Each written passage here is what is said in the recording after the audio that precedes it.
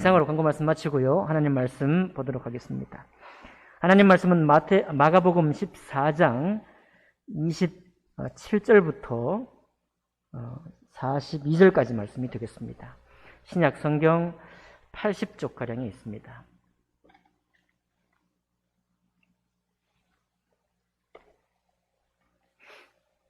마가복음 14장 27절부터 교독하겠습니다.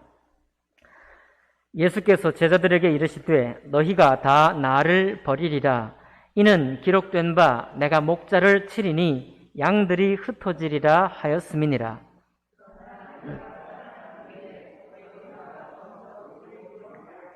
베드로가 여짜오되 다 버릴지라도 나는 그리하지 않겠나이다.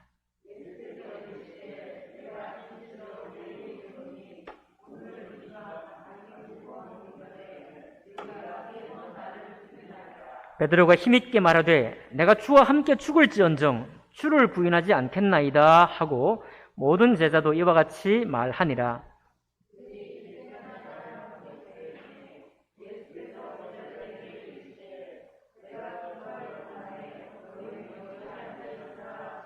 베드로와 야고보와 요한을 데리고 가실새 심히 놀라시며 슬퍼하사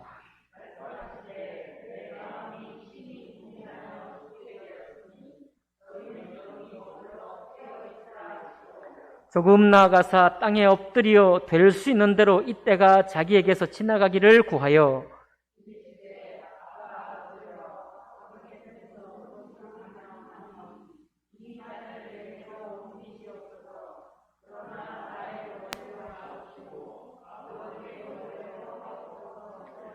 돌아오사 제자들이 자는 것을 보시고 베드로에게 말씀하시되 시몬아 자느냐 내가 1시간도 깨어 있을 수 없더냐.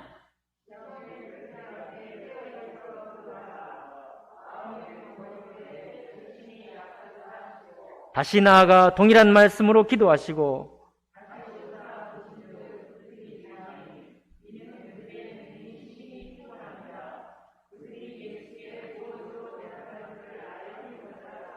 세 번째 오사 그들에게 이르시되 이제는 자고 쉬라. 그만 되었다. 때가 왔도다. 보라 인자가 죄인의 손에 팔리느니라. 일어나라 함께 가자. 보라 나를 파는 자가 가까이 왔느니라. 아멘. 말씀과 예배를 위해 기도하겠습니다.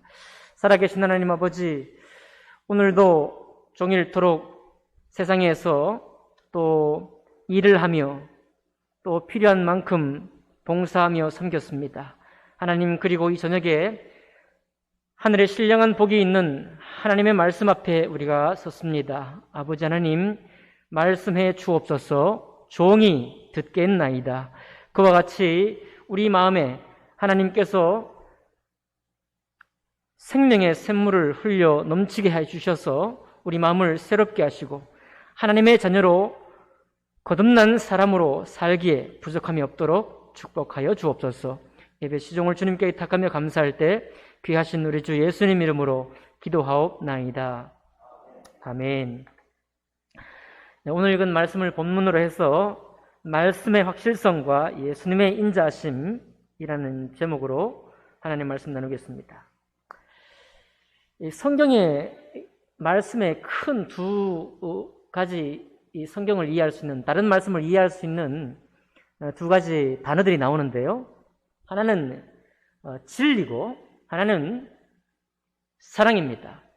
또 다른 말로는 하나는 공의이고 하나는 인애입니다. 진리와 사랑, 또 은혜와 공의, 이 두 가지가 하나님께서 구약 성경부터 신약 성경, 그리고 하나님의 전 역사 가운데 항상 붙들고 가시는 두 가지 사실입니다. 두 가지 진리. 그렇기 때문에 우리가 이 신앙생활을 하면서 하나님 말씀을 볼 때 이 두 사실 앞에 늘 우리가 가 있도록 애를 써야 합니다. 만약에 그렇지 않고 은혜에만 치중해서 신앙생활을 한다면 신앙생활이 건강하지 못하게 됩니다. 진리에만 붙들려서 살아가게 된다면 이 사람은 약간 바리새파처럼 마음의 여유를 얻지 못하고 다른 사람과 교제할 때 여유롭게 또 사랑의 마음으로 충분히 대할 수가 없을 거예요. 저 거꾸로 은혜에만 집중되어 있다고 한다면 하나님의 뜻을 사모하고 하나님이 나에게 무엇을 부탁하시는지를 깨닫지 못하게 될 것입니다. 그러므로 건강한 그리스도인이라고 한다면 우리가 보면 논리적으로 보면 두 가지가 모순적인 것 같아요. 진리와 은혜는 모순적인 것 같습니다. 공의와 사랑은 정반대의 말씀 같아요. 그런데 이것이 하나님 앞에는 통일되어 있고 특별히 예수 그리스도 안에서 나타나신 하나님이 이 두 사실을 너무나 잘 통일시켜서 이 땅에 오셨고 우리를 위해 섬기신 것을 알 수 있습니다. 그런 측면에서 여러분과 제가 이때 예배 나왔을 때 이 예배 시간에도 우리가 어떤 마음으로 나오나요? 우리는 물론 내 안에서 의문나는 것, 내 삶 속에서 궁금한 것, 또 기도하고 싶은 것, 소망이 있는 것을 가지고 나와서 주님 앞에 올려드립니다.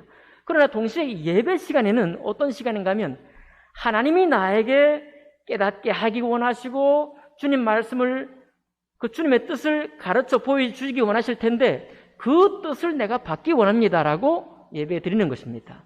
그러니까 올려드리는 것이 아니라 내려받는 거예요. 어떻게 보면 그런 측면에서 오늘 이 말씀은 성경의 두 큰 단어들을 또 잘 보여주고 있는 본문입니다. 그 말씀의 오늘 제목이 말씀의 확실함, 진리의 말씀이죠. 그리고 예수님의 인자하심을 한꺼번에 보여주는 본문이라고 말씀드릴 수 있겠습니다. 여기 오늘 본문은 이렇게 말씀드리니까 새로운 본문 같지만 여러분과 제가 잘 아는 본문이죠. 베드로가 예수님 앞에 헌신하고 자기 스스로 2번, 3번 자기의 믿음의 결단을 보이는 장면인데 그리고 주님은 이제 마지막 십자가에 오르시기 전 겟세마네 동산에서 기도하기 바로 전의 그런 내용이 되겠습니다. 거기 보면 주님이 뭐라고 하시는가 하면 이제 제자들을 3년 6개월 동안 다 양육하시고 27절에 하시는 말씀이 예수께서 제자들에게 이르시되 너희가 다 나를 버리리라 이는 기록된 바 내가 목자를 치리니 양들이 흩어지리라 하였음이니라 라고 말씀하고 있습니다. 이 말씀은 어디 본문인가 하면 스가랴 13장에 나와요. 스가랴 13장에 보면 이 본문 그대로 나옵니다. 내가 목자를 치리니 양들이 흩어지리라. 그 스가랴 말씀은 언제 말씀인가 하면 바벨론 포로가 되었다가 돌아와서 두 번째 성전을 건축할 때 성전 건축을 미적대고 있을 때 학개 선지자와 스가랴 선지자가 나타나서 성전 건축을 다시 독려할 때 사용된 쓰임받은 선지자가 스가랴 선지자거든요. 그러니까 기원전 한 500년대쯤 됩니다. 400년대 후반. 그때 예언한 이 말씀을 예수님이 당신에게 인용하시고 왜냐하면 당신이 하나님의 목자이시기 때문에 하나님께서 말씀하시기를 내가 나의 목자를 치리니 양들이 흩어지리라 라는 말씀을 예언을 해놓은 것입니다. 그 말씀을 들어서 이제 예수님께서 말씀하셨어요. 그런데 그 말씀을 듣고 29절에 베드로가 하는 말이 다 버릴지라도 나는 그리하지 않겠나이다 그랬습니다. 우리가 종종 베드로는 다혈질이어서 이렇게 행동이 먼저다 이렇게 해석도 하시는데 제가 보기에 그런 면도 있지만 베드로는 지금 정말 자기 확신으로 하는 얘기예요. 베드로는 철석같이 자기 스스로 확신하고 자기의 의지대로 지금 이 말을 하는 겁니다. 자기 믿음의 결단대로 하는 말이에요. 정상적으로. 여러분 베드로가 예수님께 받은 그 은혜 베드로가 예수님을 행적을 함께 동행하면서 바라봤던 여러 가지 놀라운 사건들을 보면서 내가 당신과 함께 하겠습니다라고 하는 베드로의 자기 고백이에요. 그렇게 말하니까 예수님께서 뭐라고 대답하시죠? 내가 진실로 내게 이르노니 오늘 이 밤 닭이 2번 울기 전에 내가 3번 나를 부인하리라. 베드로의 곧 몇 시간 뒤에 있을 이야기를 미리 예언을 하셨죠. 그 말을 하니까 베드로가 또 31절 보니까 어떻게 말합니까? 베드로가 힘있게 말하되 다시 한번 예수님 말씀을 부인하면서 말하되 내가 주와 함께 죽을지언정 주를 부인하지 않겠나이다 라고. 철석같이 믿음으로 확신했습니다. 저는 좀 부러워요. 요즘 시대라면 좀 부럽습니다. 왜냐하면 우리가 너무 똑똑해가지고 베드로가 이렇게 하지만 나중에 부인할 것도 아니까 이런 말을, 이런 믿음의 결단대로 하나님 앞에 고백할 생각조차 안 해. 우리가요. 내가 어차피 안 될 거야, 이 생각하는 거예요. 내가 어차피 이렇게 못할 거야, 제자들처럼 내 넘어질 것 같아, 막 이렇게 생각을 겁을 먹다 보니까 주님 앞에 우리의 실수해도 괜찮아요, 실패해도 좋아요. 우리가 세상에서도 그런 얘기 하잖아요. 실패해도 좋고, 남들 앞에 내가 고백했던 말을 스스로 지키지 못해서 부끄러워도 좋은데 아예 그 고백조차 하지 않아 버리는 거예요. 그런 세대를 보면 이 베드로는 정말 잘한 겁니다. 베드로가 오히려 부러워요, 저는. 우리 오늘 예배 드리는 모든 분들, 우리는 좀 실수 좀 합시다. 내가 이거 지킬 수 있을런가 없을런가 모르겠지만 어쨌든 내가 한번 주님 앞에 이런 결단을 한번 보여보겠다, 이런 강단은 있어야죠. 할렐루야. 이런 강단은 좀 있어야죠. 그래서 내가 진실로 내게 이르노니 오늘 이 밤 닭이 2번 울기 전에 내가 3번 나를 부인하라. 힘있게 말하되 내가 주와 함께 죽을지언정 주를 부인하지 않겠나이다. 베드로가 이렇게 강단 있게 나가니까 주위에 있던 제자들이 전부 다 마음이 다 베드로의 마음이 됐어요. 모든 제자도 이와 같이 말하니라. 우리 중에 누가 좀 오늘 우리가 먼저 깃발을 듭시다. 내가 이렇게 끌고 나가야 다른 사람도 영향을 받는 거예요. 비록 다 도망가도 나중에 다 도망갈지언정 마음이 벌써 합해졌잖아요. 이 역사예요, 베드로의 역사. 그러나 뭐 우리가 잘 아는 대로 베드로는 이제 다음 주 수요일에 나오겠죠. 베드로는 예수님 말씀대로 3번을 저주하면서 여기서 지금 힘있게 말한 것 이상으로 저주하면서 예수님을 부인하는 그런 모습을 보이게 됩니다. 오늘 말씀의 제목이 말씀의 확실함이라고 말씀드렸는데요. 오늘 베드로가 그냥 다혈질이어서 생각 없이 그냥 행동 먼저 나서는 사람이 아니라 정말로 자기 믿음으로 확신 중에 그렇게 말했지만은 그러나 이루어지는 것은 하나님의 말씀이라는 것을 우리는 보게 됩니다. 왜냐하면 여러분, 예수님께서 스가랴 선지자를 통해서 예수님 오시기 500년 전에 예언하신 내가 나의 목자를 치리니 양들이 흩어지리라 하신 말씀을 인용했거든요. 인용하실 때는 하나님께서 당신의 목자 되시는 예수님을 친다는 얘기 아닙니까? 십자가에서 고초를 하나님께서 구원의 일로 예비하신 그 일을 담당하는 것 자체가 목자를 치는 거예요. 또 조롱당하고 침뱉음당하고 아주 능욕당할 때 그게 바로 목자를 치는 겁니다. 그 목자를 치면 양들은 흩어지게 되어 있다. 양들이 흩어질 것이다 라고 미리 예언한 것인데 그 말씀대로 이루어집니다. 누구의 고백보다요? 베드로의 고백보다, 베드로의 믿음의 고백보다 하나님의 말씀대로 이루어진다는 사실을 우리가 확인할 수 있는 것입니다. 여러분, 우리가 구원을 왜 확신합니까?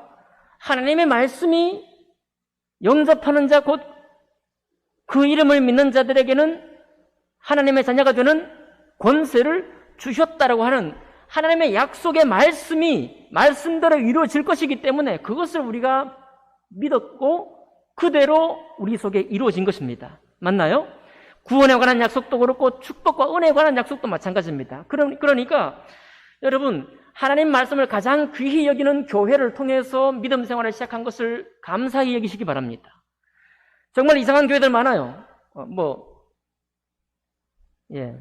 하나님 말씀, 진리의 말씀. 진리의 말씀이 목사님보다도 소중하구나. 아멘입니까?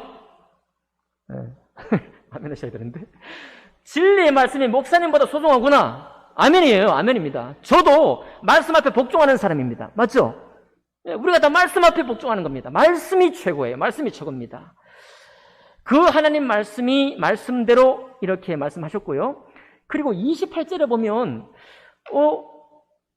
스가랴에서 예언하지 않은 말씀을 또 하시는 거예요. 28절에 보니까 그러나 내가 살아난 후에 너희보다 먼저 갈릴리로 가리라. 이 말씀은 예수님이 하신 말씀인가? 하고 보니까 이사야 9장 1, 2절에 또 이 말씀을 예언하셨어요. 이사야 9장 1, 2절에 뭐라고 했는가 하면 전에 고통하던 자에게는 흑암이 없으리로다.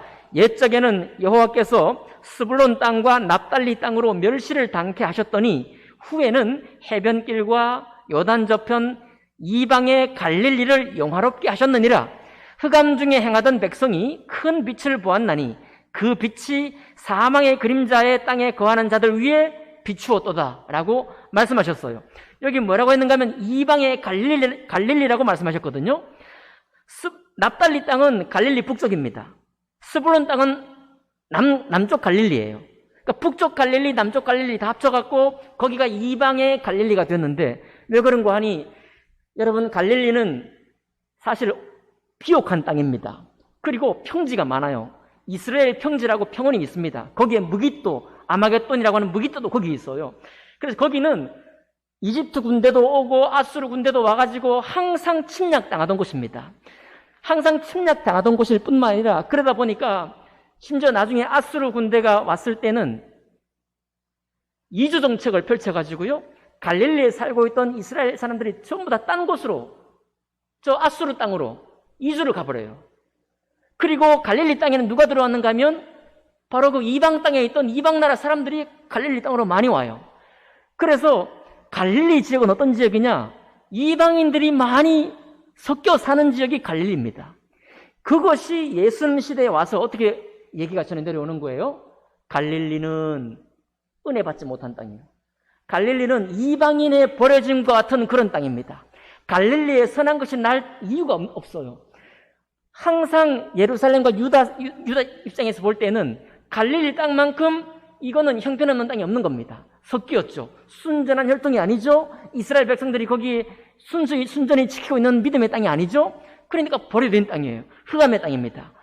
근데 그 흑암의 땅에 대해서 이사야 선지자는 뭐 기원전 한 700년 되니까 예수님 오시기 전 700년 전 이미 미리 말씀하실 때 저편 이방의 갈릴리 바로 그 흑암의 땅 손가락질 당하고 아무도 귀히 여기지 않는 그 땅에 주님이 가신다는 거예요.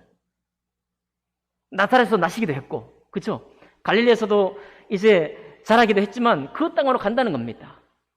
이 모든 말씀이 예수님께서 당신에게 하나님의 역사가 또 하나님이시니까 새롭게 말씀하실 수도 있지만 철저하게 주님은 구약의 선지자의 예언하신 말씀대로 그리고 하나님의 목자 되신 당신의 행보를 따라서 말씀대로 그 걸음을 옮겨가시는 것을 보게 됩니다.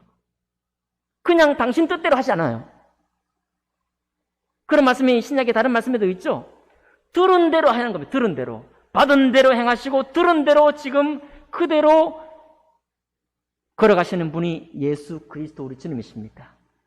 그러니 예수님도 구약 선지자들이 예언했던 말씀을 따라 그것대로 순종하면서 이루어가는 삶을 산다고 보면 예수 그리스도를 닮기 원하는 여러분과 저는 어떤 삶을 살아야 되겠어요? 우리도 마찬가지로 하나님의 말씀이 기록된 바 언약하시고 약속한 바 그대로 이 세계가 이 세상이 나의 인생이 나의 삶이 우리들의 삶이 이루어져 간다는 것을 믿고 나아가는 것입니다. 결국 베드로의 확신이 참 귀하고 정말 좀 이렇게 좀 대담하게 자기를 하나님께 드려보고 자기 입술로 고백을 한번 밖으로 한번 토설해보고 힘있게 한번 자기를 주장해보면서 약간의 수치는 당하지만 도리어 하나님의 말씀이 이렇게도 거룩하시고 지극히 존귀하셔서 이 말씀대로 순종하는 것이 참으로 복된구나 이런 것을 베드로가 후에 깨닫지 않겠습니까? 그래요. 여러분과 저도 신앙생활 가운데서 왜 하나님 내 기도는 이렇게 응답이 더딥니까? 왜 하나님 아버지 나는 왜 이렇게 더디게 나를 축복하십니까? 어떤 사람 보니까 그냥 그럭저럭 무난하게 잘 형통한 것 같은데 나는 왜 항상 기도하고 응답받고 기도하고 응답받고 그것도 조금만 주시고 또 조금만 주시고 그렇게 인도하십니까? 그렇게 묻는 분이 계시죠? 네. 안 계신가? 저도 그랬습니다. 저도 리틀 바이 리틀 왜 조금씩만 주시고 그냥 한꺼번에 안 터뜨려 주십니까? 그러기를 수년 동안 했었습니다. 아마 우리 성도님들 중에도 그런 분들 지금도 계시리라고 믿습니다. 네, 주님은 다 이유가 있습니다. 그러나 그런 어려움 가운데서도 우리가 기억할 것은 뭐냐면, 하나님의 말씀대로 이루어지시는구나. 그러므로 나도 주님이 그렇게 복종하시고 들은 대로 받은 대로 걸어가셨던 것처럼 나도 내 뜻대로 내가 깨달은 바 말씀을 귀중하지만은 하나님의 말씀대로 그 마음을 깨닫고자 하고 그 말씀대로 살기를 사모해야 되겠구나. 그것을 우리가 알 수 있는 것입니다. 우리 자신을 통해서도 알 수 있지만 우리가 만나는 사람들, 또 우리에게 확신 있게 말하고 철석같이 약속하고 약속을 어기는 사람들을 보면서도 깨닫기 원합니다. 네. 하나님 말씀이 확실하구나. 세상에 확실한 것은 하나님 말씀이시구나. 그렇게 우리가 믿고 나아갈 수 있는 여러분과 제가 되기를 원합니다. 그리고 이제 이렇게 한 장면이 끝나고 겟세마네에서 예수님이 이제 기도하셔요. 너무 슬프게 기도하시고 우리 33절, 34절 보니까요. 그 제자들이 다 예수님을 버리지 않겠다고 말한 다음에 베드로와 야고보와 요한 세 사람을 데리고 조금 더 나아가셨어요. 33절에 보니까 심히 놀라시며 슬퍼하사 말씀하시되 내 마음이 심히 고민하여 죽게 되었으니 너희는 여기 머물러 깨어 있으라. 아마도 주님의 그 사역 현장 속에서 당신을 위해서 제자들에게 부탁한 것은 이게 처음인 것 같습니다. 당신 자신을 위해서. 한 번도 그런 적이 없잖아요. 생각해 볼 때. 사람들을 위해서요. 배고픈 사람들을 위해서 주님께서 제자들에게 말씀하셔서 뭘 구해오라, 뭘 사라, 뭘 만들라 말했지 당신을 위해서 기도 부탁하시진 않았던 것 같습니다. 오늘 여기 유일하게 내 마음이 심히 고민하여 죽게 되었으니 너희는 여기 머물러 깨어 있으라. 기도하라 이런 얘기죠. 제자들이 기도하면 얼마나 좋겠습니까? 35절 보니까 조금 나아가서 땅에 엎드려 그 세 사람을 데리고 좀 더 나왔다가 주님만 또 몇 걸음 더 앞으로 나아가셔서 땅에 엎드려서 될 수 있는 대로 이때가 자기에게서 지나가기를 구하여 기도하기를 아바 아버지여 아버지께는 모든 것이 가능하오니 이 잔을 내게서 옮기시옵소서. 그러나 나의 원대로 마시옵고 아버지의 원대로 하옵소서 하고 주님 앞에 기도합니다. 보통 아멘 아멘 이스라엘에서는 두 번 말해도 이게 더 확실한 진실의 말씀이고요. 세 번을 하면 그건 너무너무 하나님 말씀은 한 번도 족합니다. 한 번도 진리지만 듣는 이들을 위해서 두 번도 하시고 세 번도 하시는데 우리 주님이 앞에 나가서 기도하시고 한 번 기도하고 마음에 많은 것이 정리가 혹은 응답이 다 된 것은 아닌 것 같아요. 그래가지고 한 번 기도하고 다시 돌아오셔서 보니까 제자들이 기도하고 있어요? 깨어 있어요? 아니면 뭐 하고 있어요? 37절 보니까 돌아오사 제자들이 자는 것을 보시고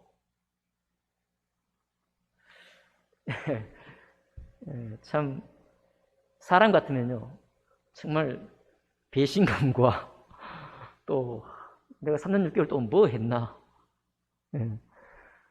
내가 한 번이라도 널 위해 부탁한 적이 있냐? 약간 따지고 싶고 막 이렇게 윽박지르고 싶을 것 같아요.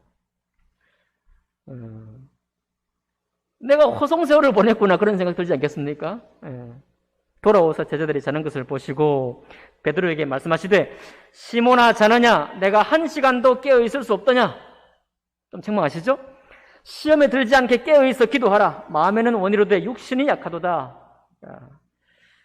무슨 다른 모든 것은 다 들 수 있어도 뭘 들 수 없다고 그랬죠? 눈꺼풀은 이 가벼운 눈꺼풀은 들 수 없다 그랬는데 여러분과 저에게도 다 사실입니다. 내가 1시간도 깨어 있을 수 없더냐 하고 그렇게 마음에는 원이로도 육신이 약하도다 하고 사실대로 사실을 말씀하시고 다시 주님만 혼자 그 자리로 나아가서 동일한 말씀을 기도했습니다. 아바 아버지요 아버지께는 모든 것이 가능하오니 이 잔을 내게서 옮기시옵소서. 그러나 나의 원대로 마시옵고 아버지의 원대로 하옵소서 하고 기도하고 다시 돌아와서 보니까 그들이 이제는 완전히 골아떨어졌어요. 그들이 눈이 심히 피곤함이라 그들이 예수께 무엇으로 대답할 줄 알지 못하더라. 이제 입이 있어도 할 말이 없는 거죠. 유구무원이라. 주님께서 이미 오셔서 책망까지 하고 갔는데도 그 기도하는 시간을 못 참고 완전히 다 골아떨어졌으니까요. 그걸 보고 다시 주님은 또 한 걸음 더 나아가셔서 세 번째로 기도하셨습니다. 똑같이 기도하셨죠? 아버지여, 아버지께는 모든 것이 가능하오니 이 잔을 내게서 옮기시옵소서. 그러나 나의 원대로 마시옵고 아버지의 원대로 하옵소서 하고 세 번의 기도를 드리고 나서야 주님의 마음이 평강이 찾아왔습니다. 하나님 아버지께로부터 응답을 받은 거예요. 응답과 평강을 얻고서 제자들에게 돌아왔습니다. 돌아와서 주님 하시는 말씀이 41절 같이 한번 읽어볼까요? 41절 세 번째 오사 그들에게 이르시되 시작 이제는 자고 쉬라 그만 되었다 때가 왔도다 보라 인자가 죄인의 손에 팔리느니라.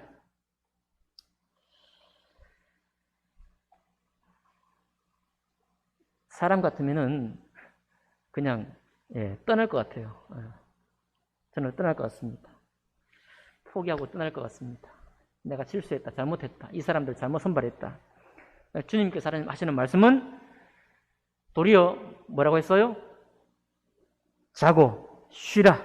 그만 되었다. 충분하다. 나는 응답받았고 나는 갈 길로 갈 것이니 보라 인자가 죄인의 손에 팔리는 것을 너희는 보라. 그리고 하나님 말씀이 어떻게 이루어지는지를 목도하라 라는 마음으로 흔들림 없이 주님은 당신의 갈 길을 가고 있습니다. 사실 아까 갈릴리를 보고 이방 땅이라고 그랬죠. 거기에 이미 섞였고 유대인들은 거기에 얼마 없었고 도리어 이방에 있는 사람들이 와가지고 또 같이 결혼을 해서 섞여서 흑암의 땅이 되었고 은혜 받지 못할 땅이 되었고 저주받을 땅이 되었다고 했습니다. 그런데 그 땅에 무엇이 임했어요? 흑암에. 이사야 말씀해 보니까 흑암의 땅에 하나님의 은혜가 임했다고 말씀했죠. 아마도 갈릴리 땅은 땅에서 흑암의 땅이었지만 오늘 여기서 보면 제자들이 흑암이에요. 사실 여러분과 제가 흑암입니다. 하나님의 이 절체절명의 시간, 예수께서 지금 한 번도 당신을 위해 기도 부탁하지 않고 이 세 번의 기도 부탁, 중간에 책망을 곁들여서 이 기도 부탁한 것을 어느 누구 하나, 선발된 베드로와 야고보, 요한 하나, 그 중에 한 사람도 기도하지 못하고 잠들어 있는 것을 보면서 바로 이 제자들이 그 심령이 마음에는 원이라도 육신이 약한 그 심령이 어떤 땅인가 하면 바로 이방 갈릴리와 같은 땅이에요. 흑암입니다. 주님만이 하나님의 짐과 하나님의 사역을 감당하시고 그렇다고 주님을 우리가 측은히 볼 필요가 없죠. 주님은 주님이십니다. 하나님이셔요. 우리를 위해서 이 땅에 오신 분이십니다. 그분이 홀로 그 일을 감당하기에 전혀 부족함이 없이 나아가고 있습니다. 다만 당신께서 택하시고 함께 하셨던 이 제자들은 자격 미달이에요. 자격 미달일 뿐만 아니라 그 마음 자체가 흑암입니다. 마음에는 원이라도 육신이 이렇게 약하니 어디다 쓰겠어요? 이렇게 약한데 어떻게 하나님 나라를 건설하는 데 쓰임 받을 수 있겠습니까? 3년 6개월 동안 배웠으면 이정식 목사한테 배운 것도 아니고 살아계신 하나님의 아들 예수 그리스도께 때때로 배우기만 하면 말씀이 뜨거워지는 그런 권능 있는 말씀을 선포하고 가르쳤는데도 불구하고 이렇게 약한 사람들을 데리고 무엇을 하겠습니까?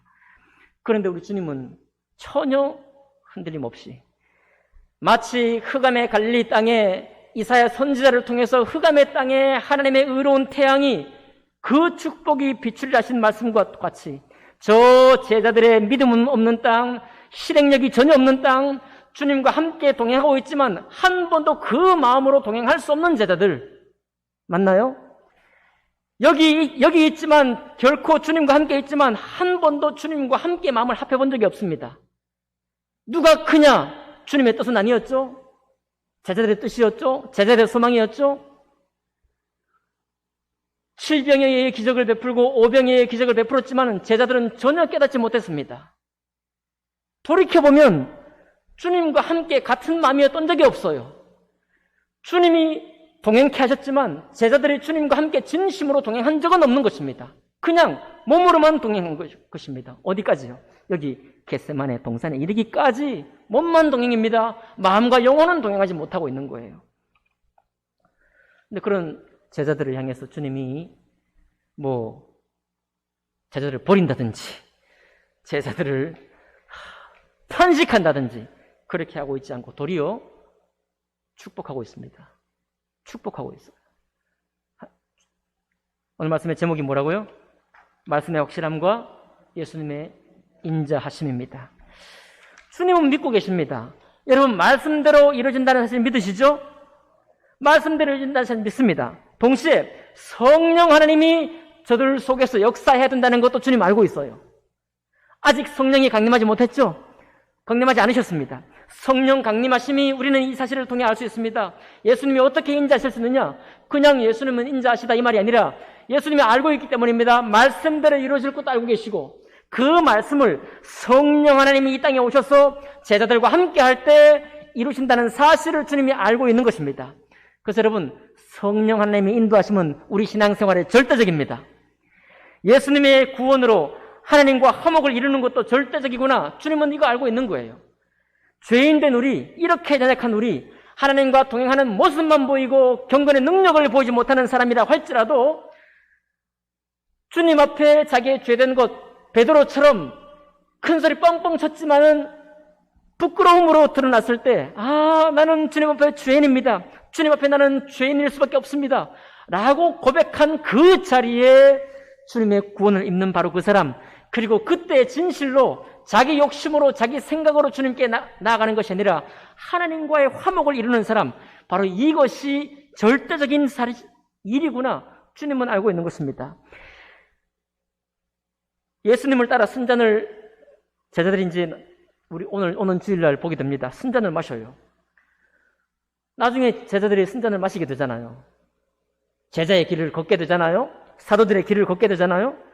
그렇게 우리가 지금으로는 할 수 없는 것 같지만 성령 하나님의 인도하심과 말씀을 붙들고 나가는 사람들에게 주님의 의를 위한 고난에 참여하는 것도 절대적인 것이구나.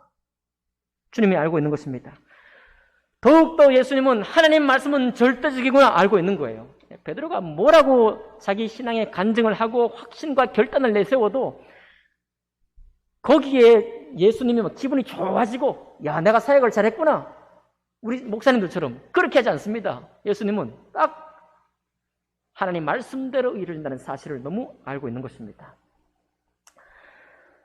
그래서 여러분과 저도 이제 믿음 안에 걸어갈 때 확신할 수 있는 것입니다. 예수님께서 모든 행하심에 하나님 말씀을 따라 행하시고 말씀이 안내하는 길로 걸어가셨구나. 그러니 우리도 그래야겠구나. 확신할 수 있는 것입니다. 또 사역하고자 하고 교회를 섬기고자 할 때 여러분, 우리가 좀 앞섰다고 해보시고요. 그리고 우리가 돕는 사람들을 본다고 생각해 보세요. 주님 보실 때 이 제자들 같은 사람을 만나겠습니까? 만나지 않겠습니까? 만나겠죠. 만날 겁니다. 우리가 주님의 가는 길에 걸어갈 때 이 당시 겟세마네 동산에서의 제자들이 행동했던 것처럼 이런 제자들을, 그런 사람들을 많이 만나겠구나 알 수 있죠. 그럴 때마다 실망하고 낙담하게 될 것이지만, 실망하고 낙담할 때 오늘 주님의 인자하심과 말씀의 확실함을 볼 때 실망할 일이 아니구나. 예수님께서 인자하심으로 때를 기다리시고 당신의 할 일을 끝까지 하신 것, 당신이 감당해야 할 구원의 사역을 끝까지 이루시는 것을 보고 우리가 따라가는 겁니다. 내가 비록 인생의 생각으로, 육신의 생각으로 탄식할 수도 있고 어디 강가에 가서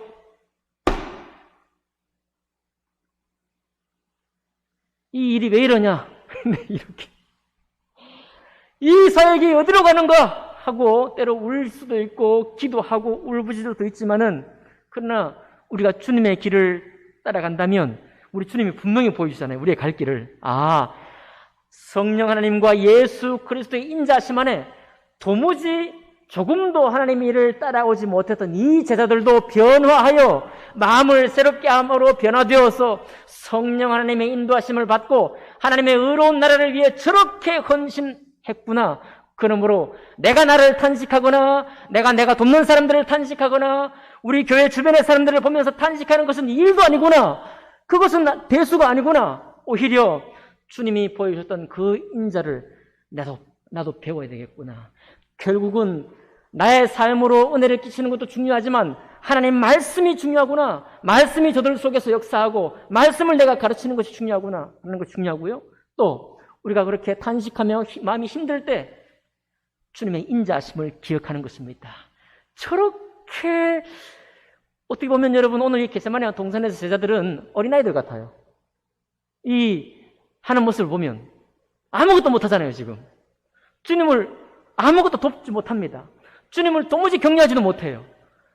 조금이라도 한 번이라도 기도했다고 한다면 주님이 그래도 격려가 되지 않았겠습니까? 인간적으로 볼 때 한 번도 못해요. 어떻습니까? 어떻습니까? 라고 하는 그 사람들을 주님께서 쓰셨어요. 그분의 때를 따라 성령 하나님의 임재를 통해서 저들의 죄악이 드러나면 드러날수록 하나님의 은혜가 충만한 것을 깨달아서 자기 삶을 드리게 된 것이죠. 야, 이거 참 하나님의 일은 정말 너무 역설적이에요. 내가 안 된다는 것, 내가 죄인됨을 깨달을 때마다 깨달을수록 역설적인 은혜가 우리 속에 옵니다. 이런 사람인데 주님과 화목할 수 있다고요? 이런 나인데 하나님께서 이미 나를 의롭다고 칭하셨다고요? 이런 나인데도 불구하고 주님이 나를 하나님의 종으로 부르시는데 취소하지 않으시고 후회하지 않으신다고요? 그러니 여러분, 아까 말씀하셨던 것처럼 주님 앞에서는 담대히 자기 목소리를 낼 필요가 있습니다. 그리고 때로 수치를 당하거나 부끄러움을 당한다고 할지라도 내가 주님 앞에 드러나면 드러날수록, 연약한 자로 드러나면 드러날수록, 내가 실수하고 실패하는 자로 드러나면 드러날수록 하나님 말씀을 지키지 못하는 사람이구나 깨달으면 깨달을수록 은혜가 점점 더 내 속에 넘치는 겁니다. 하나님의 은혜가, 그분의 인자하신 은혜가, 그 은혜가 내 속에서 일함으로 제자들과 같이 주님께서 힘있게 걸어가셨던 것처럼 그런 발걸음대로 우리가 걸어갈 수 있는 거예요. 믿으십니까? 세상을 둘러보면 참 기가 막힙니다. 아까 양심적인 청년들도 보셨네요. 좋은 관점 감사합니다. 양심적인 세상 청년들도 있는데 세상은 진짜 이상합니다. 정말 신문을 이렇게 보면은 그 가치관이 얼마나 많이 변해버렸는지, 제가 대학생 시절 때 하고 저희 자녀들과 대학생 시절 때 청년들의 가치관이 너무 달라요. 이거는 세대 차이라고만 이야기는 도무지 이해할 수 없는 겁니다. 간단한 확신인데도 도리어 괴로움을 입습니다. 마지막으로 성적인 이 타락은 정말 심각합니다. 네, 너무 심각해요. 제가 말을 한번 만들어 봤습니다. 야, 지금 이 사회는 몰성 시대구나. 이 몰이란 말은 전혀 그것이 들어있지 않다는 거거든요. 이 성의 개념에 대한 개념 자체가 없는 사회구나. 그런 생각이 듭니다. 그럴 때 여러분, 우리가 때로 탄식할 수도 있고요. 야, 이런 세상에 무엇을 할 건가 하고, 저도 가끔 그래요. 야, 이거 정말 난감하다! 난감하다! 어떻게 이 말씀이 들어가겠는가? 이렇게 생각할 때가 있습니다. 하지만 오늘 이 말씀 보니까 힘이 납니다. 힘이 나십니까? 힘이 납니다. 여러분, 세상은 하나님 말씀대로 되어갑니다. 하나님의 진리의 말씀이 성취됩니다. 그리고 때때로 우리가 그 말씀을 받지 못하는 우리의 연약함이 있다고 할지라도 예수 그리스도의 인자하심이, 그분의 인자하신, 무궁하신 인자하심으로 성령 하나님의 인도하심 가운데 이 말씀을 우리에게 이루어 주실 겁니다. 이 세대 가운데서도 그 말씀을 이루어 가실 거예요. 그러니 우리 속에 담대함이 생깁니다. 여러분, 담대합시다. 하나님 말씀의 확실함과 예수 그리스도의 인자하심에 의지해서 우리가 믿는 바, 우리의 가치관을 끝까지 붙들고 나아갑시다. 그리고 다른 사람들을 볼 때 좀 못해도, 조금 더 연약해도 그들을 인자함을 발휘할 수 있기까지 여러분과 저의 믿음이 서 있기를 원합니다. 그러면 우리 주님이 우리 교회를 들어 쓰실 거예요. 지금보다 더욱더 강건히 들어 쓰시리라고 믿습니다. 그런 은혜를 맛보는 여러분과 제가 되기를 주님 이름으로 축복합니다. 기도하겠습니다.